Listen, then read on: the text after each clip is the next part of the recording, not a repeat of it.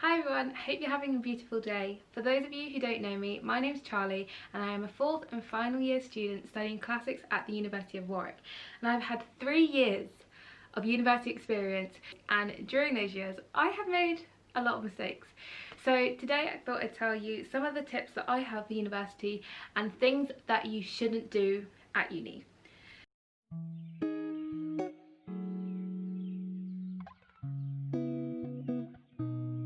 To kick things off with my first tip, this is mainly for freshers but equally is useful for 2nd and 3rd years, is do not only be friends with people in your flat. It's great if you get along with people in your flat, that's absolutely brilliant, you're luckier than I am, but if you only make friends with people in your flat, I feel like you don't get to meet as many people, you limit yourself in the friendships that you can make, and also if you happen to be in the situation I was in, you might end up in a flat with people that you don't particularly like, you don't particularly get on with, or you might not have anything in common with those people, or those people just might not be very nice. So to make friends, I'd recommend going to clubs and societies if you can. I know it might be a bit difficult this year because of coronavirus, but if there are any societies or events that you can go and get involved with, do that, definitely. You'll find people with common interests who will probably become your friends for life. Also, make friends with people in your course. That's always useful. I feel like people in your course are already going to have some of the same interests as you, so perfect place to begin.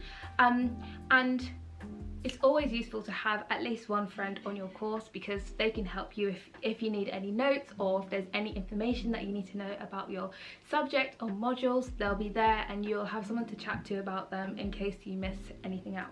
Another way you can make friends this year, especially because it might be a lot harder due to corona, is talk to people in group chats. Find group chats to do with your course, with subjects you might like, with societies, and talk to people on there. It may be a little bit scary at first, but honestly I think the people you meet and the friends you make is what makes it all really worth it.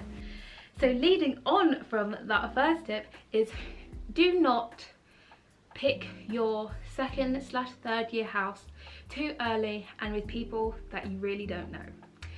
So I struggled with this twice, and I think this year I finally learned from my mistake. So in my first year I was put into my halls and we got on at first, but then as time went on I realised that these weren't my kind of people. There was a bit of drama that went down, but by the time people had shown their true colours, we had already decided on a house pretty early in November, which is really early considering at Warwick we only start in at the beginning of October, so way too early to decide to live with people. Like, I'd only known these people for a month, but I felt quite panicked because lots of other people were getting their houses early, and it made me more worried that I might not end up with a nice house in 2nd year. But I think looking back now, I realise that there are always going to be houses. You might not get the very best of the best, but I think it's better to have maybe a house that isn't as nice with people that you actually like, because the people that you spend your time with is what is going to make your university year, which is why I'm so happy that I had made friends outside of my flat in 1st year, because if I hadn't, I think I would have been really lonely and would have ended up in a lot worse mental state than I was currently in.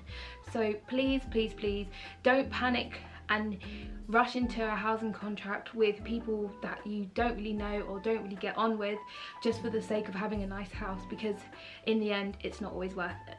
Tip number 3. If you are doing a year abroad, don't make it harder for yourself. Please don't. Just don't make it harder for yourself. You can make it a lot easier for yourself than I did in my first term of year abroad.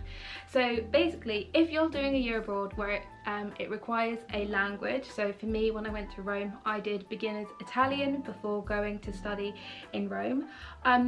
Usually your university will say pick lectures and modules in your language that you're studying. So I picked Italian modules and they were really hard. I don't think my understanding was at enough of a high level to be able to understand university level lectures. So I would recommend to make it easier for yourself. If you're like me and you only have to pass your year abroad, go for some English modules.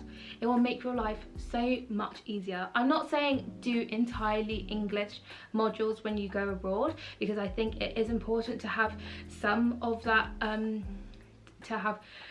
contact with the language other than your daily life. It can be hard if you do all your lectures in the language, and I know that for me I was very overwhelmed with having all of these modules in Italian and trying to understand them all at the same time.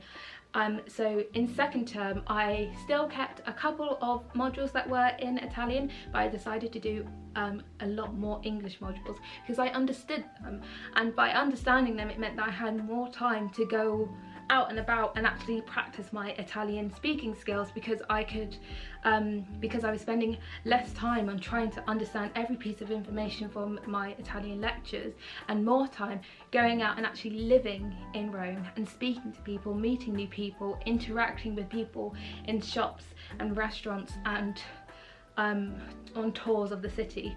So I definitely think don't make it harder for yourself. If there is a slightly easier way out to just passing your year abroad, go and do it, because I think at the end of the day your year abroad, if it's Erasmus or if it's not, is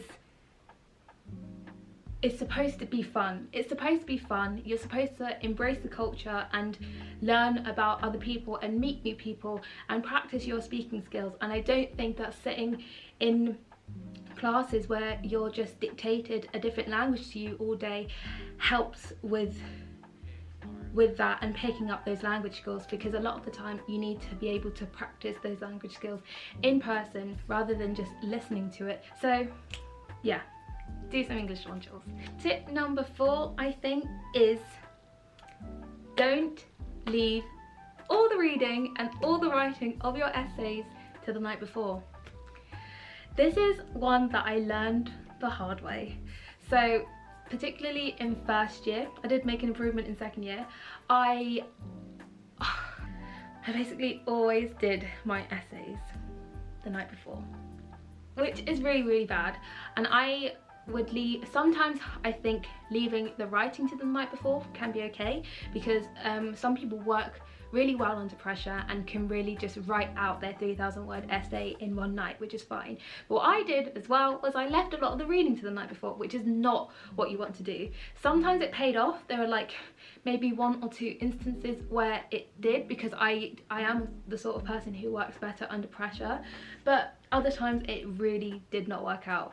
I think when you write an essay, you need to have a full understanding of the topic, and you can't have a full understanding of the topic if you're doing all the reading of the topic in one night, one after the other, and not really taking in any real information. So please don't do that. Like I do not recommend it at all, and I think it's much better if you prepare your reading in advance, and then if you really want to, write your essay out in one night before. Even though I think it's better to leave it a bit earlier so you can go through and edit and have time to edit. Also, if you give yourself more time for the essay, it means that you're better prepared for if something goes wrong. That is like my biggest tip and my biggest lesson that I have learned since being at university, is do not do that. And I did do better in my second year. I left it to like a few days before, but hopefully like my final year I am going to prepare it well in advance and get it done, because this is the year, even though we've had corona, this is the year that I'm gonna be on it. It's my final year, gonna be on it, we're gonna do this, we're gonna get the job done and graduate with a grade that I am proud of. My 5th and final tip for this video is don't stress about competition with your peers. Don't stress about competition for grad schemes. At Warwick, and it may be like this for other universities, there is a big culture of talking a lot about grad schemes and what you're doing for your future and how much you're going to earn, what internships you've done, whether you've got an internship or not, and it doesn't make you feel good about yourself. Talking about these things constantly does not make you feel good about yourself, and it doesn't make others feel good about themselves. You have to stick to your own lane and focus on what you're doing and not what other people are doing. I I'm very confused about what I'm doing in my future. And I'm not saying don't do internships or go for grad schemes. Absolutely do if you know what you want to do and if you have ideas of what you want to do. But don't feel really disheartened when you hear people talking about their amazing internships, because a lot of the time they've got those internships through their parents or through someone else they know, and just because you haven't got an internship or particular grad scheme doesn't mean that in the future you're going to end up in a worse place than them. Please, please, please don't stress about stuff like that, because God knows I'm just as confused as you are about my future and what I want to do. So just try to stick to what you're interested in, and think about what you want to do, and try and block out the opinions of others and all the achievements of others, and just focus on you. 2020 is the year of focusing on you. And with that, they're all my tips of what not to do at uni based on my experience. I really hope that this video was useful for you. Please like this video and subscribe if you want to see more, and give me any suggestions of what you might like to see. Thank you so much for watching, and have a beautiful day. My eyes blind, one day